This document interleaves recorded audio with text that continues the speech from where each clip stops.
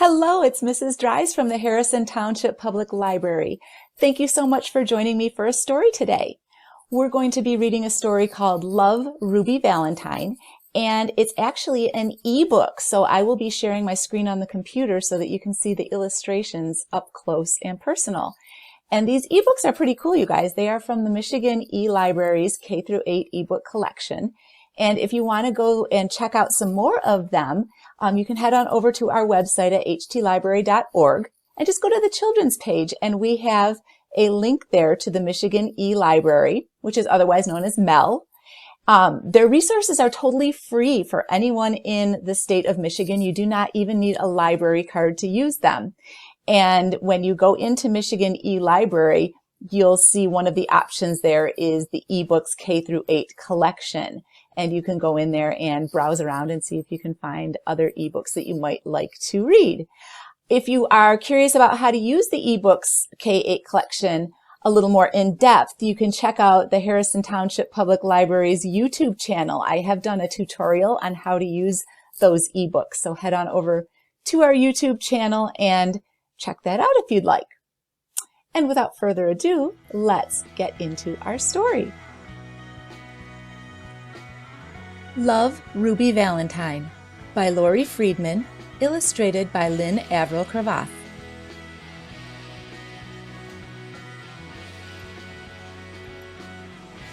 You can see on our end pages here we have some candy hearts. Do you guys like to eat candy hearts on Valentine's Day? They have all those cute little sayings on them. Here's some more.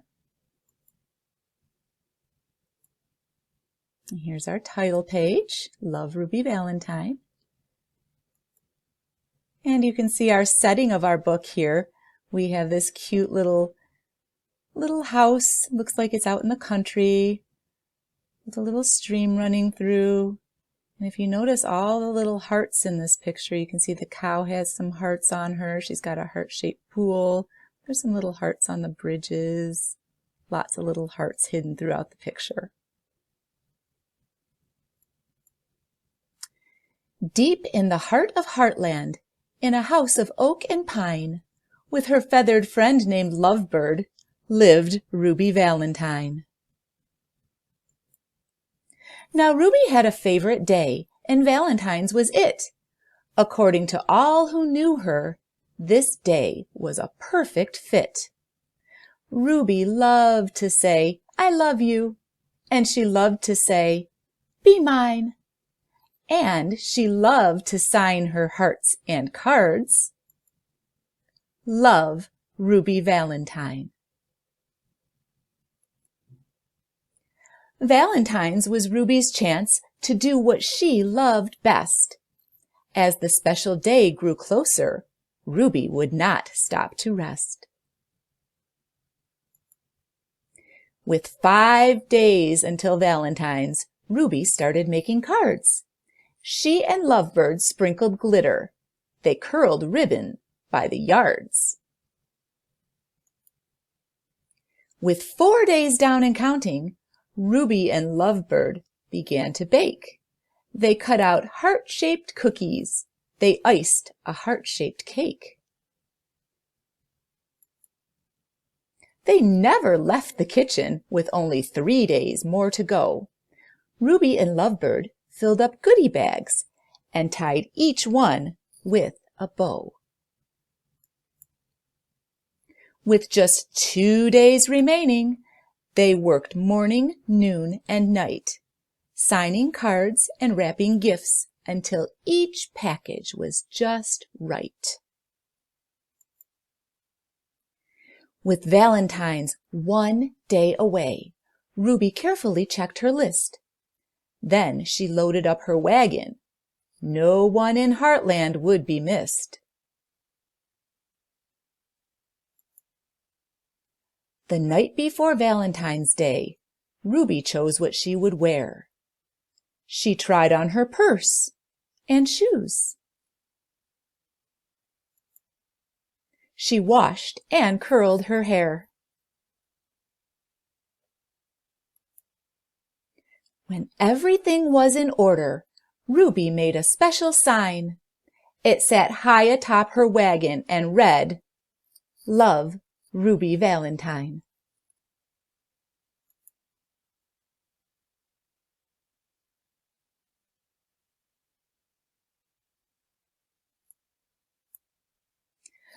Tired from all her hard work, Ruby lay down on her bed. She hadn't planned to stay long, just to picture the day ahead. But when she closed her eyes, Lovebird scarcely made a peep. She snuggled up next to Ruby, and they both fell fast asleep.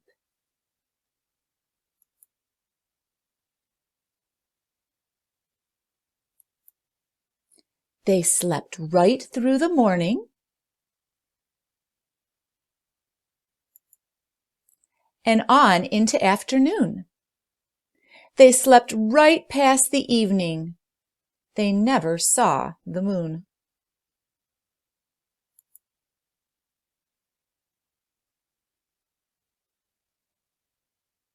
And she's woken up now, hasn't she? And when they finally awoke, Ruby saw with dread the date. That was when she realized she was very, very late. I can't believe I missed Valentine's.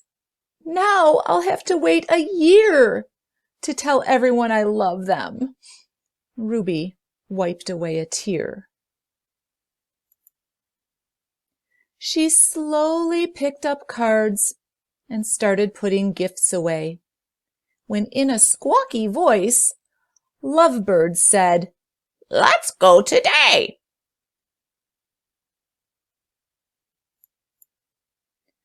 Ruby looked at Lovebird. Folks won't like this one bit. It's the 15th, not the 14th. They're sure to pitch a fit. But Lovebird kept on squawking, so Ruby made a choice. "All we can do is try it," she said in a tiny voice. So she straightened up her wagon and tried hard not to frown. With Lovebird on her shoulder, Ruby slowly walked through town. She delivered cards and candy. She passed cookies from a tray. She gave out gifts and goodie bags to all the townspeople that day. Then she summoned up her courage and did what she had to do. "I know I'm so late," she cried, "but I'm so sorry too."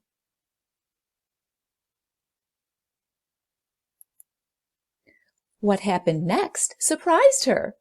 No one seemed to mind. They just thanked and hugged her for being sweet and kind. "You've made today a celebration, so why would we protest? Hip hip hooray for Ruby! We think you're the very best."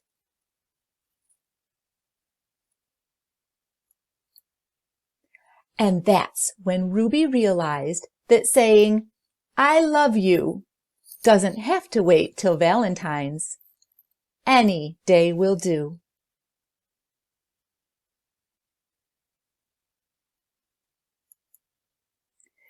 So now she sends out cards all year that say, "Will you be mine?" And she signs each and every one, "Love, Ruby Valentine."